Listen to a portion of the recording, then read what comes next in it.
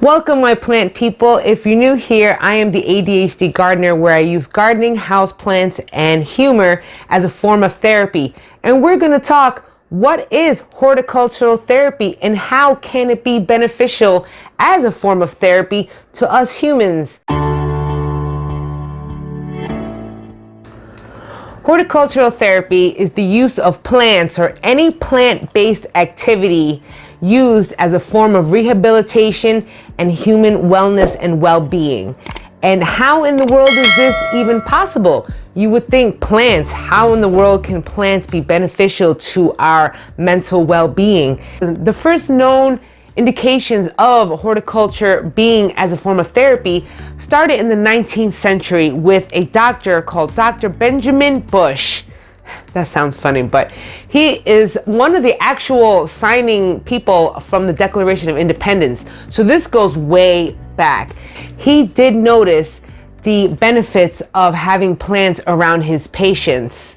He noticed that they were a lot more calmer, a lot more happier. He thought that there was something to this that could be beneficial, that he even had plant areas in hospitals. He had little garden areas inside these hospital stays and hospital areas just to promote wellness in your life. And we're going to discuss how it even does that. First of all, let's discuss who would need horticultural therapy. Now, this would apply to anybody that wants to have a well-being or a wellness inside of themselves, an internal calm or internal peace inside of themselves. This is great for those who are struggling with mental health issues, especially. I myself struggle with mental illness. Not only am I ADHD combined type, which gives me such a crazy amount of energy, but that's for another day. Also, from having multiple sclerosis, it has changed my brain chemistry, and now I have developed bipolar 2, which is in itself another mental health problem. Anxiety. We all hate that. Anxiety, anxious feeling like there's something we're worrying, there's something that's always eating at us. If you have anxiety, you know exactly what I'm talking about. It's just, we have that terrible cortisol that runs through our systems. Now, cortisol is a hormone that goes into our body that is a part of fight or flight, the adrenaline system kind of going. So you react to it when you're in fear, when you're in anger, or anything like that. So unfortunately, when it comes to certain mental health issues and certain things like anxiety or depression or at a constant state of anger, that those cortisol levels stay increased into our bodies. And when you have prolonged increased cortisol levels in your body, that decreases your immune system, which means you are more susceptible to getting sick. Nobody wants to get sick. I'm sick as it is, having chronic physical illness like multiple sclerosis, but I don't need to be even more sick. I don't want to. So it does happens to give you a sense of calm, being surrounded by green. Remember, they're non-threatening, they are non-aggressive. I know it sounds weird to even say that with plants, but it's true. You don't feel aggression toward a plant. This is my watermelon peperomia that I'm holding right here. Who can benefit from it? Anyone can benefit from this. But if you are struggling with mental health issues, this is perfect form of therapy to add on to, in addition to other medications or other therapies that you are trying. Okay, this is just another version of a snake plant in the snake plant family. But how would it work as therapy? When you are looking at a plant, it just looks like a plant, I know that. But when you're really using it as a form of therapy, we are concentrating on this plant. Plants are organic, just like ourselves. We need air, we need food, we need water to survive. And so do plants. They need love and care too. Now that is how we can almost anthropomorphize ourselves into plants. They need love just like I need love. They need water and food just like I need water and food. You know, they need sunlight just like I need sunlight. So when we look at a plant, first of all, we notice its color, we notice its texture, and the more we're concentrating on plants, the less worry and the less distraction of those terrible negative thoughts or those sad thoughts, they all kind of disappear. Not saying they completely disappear altogether as a whole, but for the moment, they tend to go by the wayside as we concentrate all of our mental energy toward a plant as we're looking at it. We're looking for, you know, color discoloration. We're looking to see if it is a happy plant, you know, and next thing you know, a few minutes in, you're not worried about that terrible bill that happened, you know, that you received in the mail. You're not worried about that chronic pain that you have for the moment. They distract you from your thoughts, whether they be obsessive thoughts, negative thoughts, anger-filled thoughts. They distract us by focusing all of our thoughts and concentration onto the plants. Why does the mental health crowd, you know, gravitate toward plants? Plants, first of all, they're very non-threatening. They don't give off that threatening or harmful vibe. It's more of a calmness that you get from the plants. You don't feel attacked. You don't feel like you're in defense all the time. You don't feel like you're always on guard. You don't have a reason to be angry. You don't have a reason to be mad or upset. It just gives you this calmness inside of your soul, inside of your mind. It really can benefit those who struggle with mental health.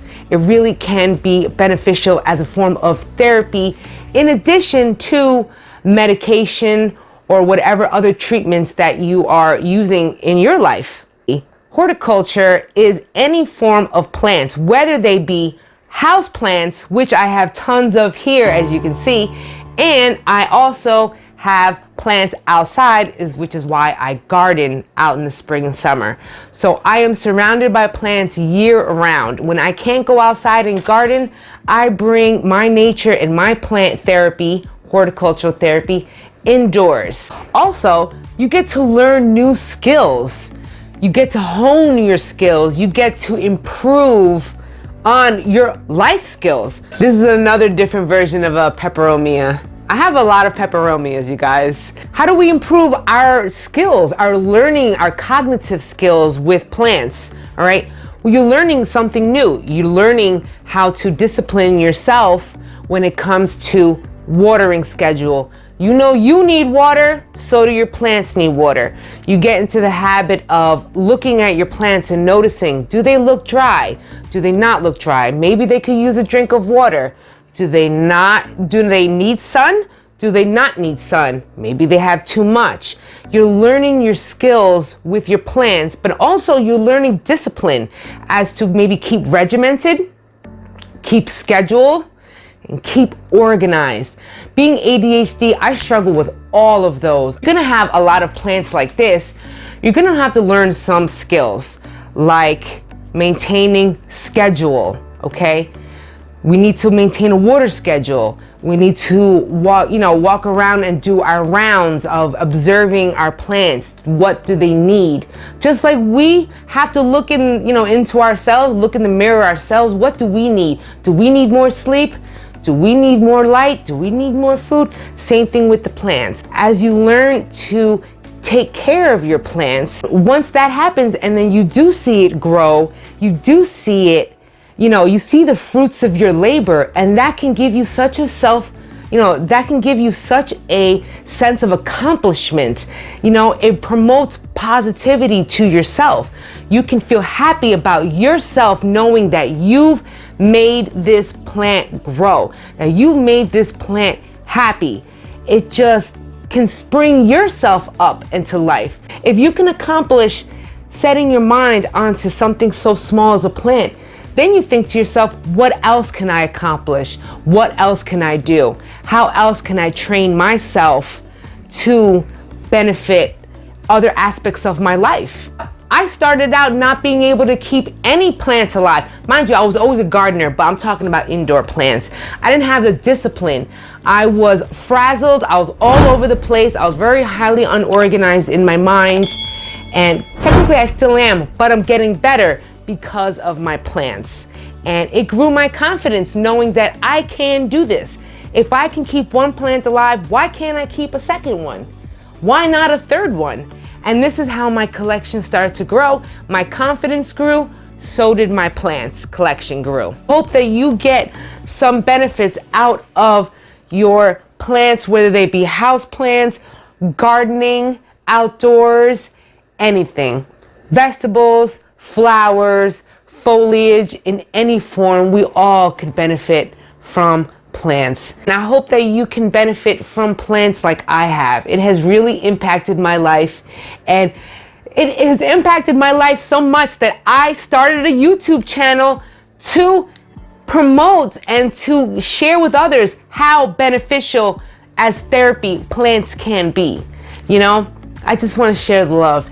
And I love you guys, all of you that has stuck with me through the journey. And I really hope that you get to have some benefits as well with your plants. And let me know if you have struggled with anything, or if you found that plants can be maybe a little beneficial in your life. You won't know until you try it. And yes, maybe you'll say, oh, I've killed some plants before. So have I. So have I. I've killed plants. We're learning. We're learning, just like we're learning how to navigate life one plant, one day at a time. I'm learning to navigate plants one plant at a time. So let's learn together. I love you guys, and thanks for chilling with us, my plants, and I will see y'all next time. I thought this plant was dead. I did. I thought it was over. There was nothing to it. But what happens like a week later, I found plant shoots growing, struggling to survive. And in a way, that's what we do. That's what I do sometimes. Struggling with mental health is rough. That shit is rough.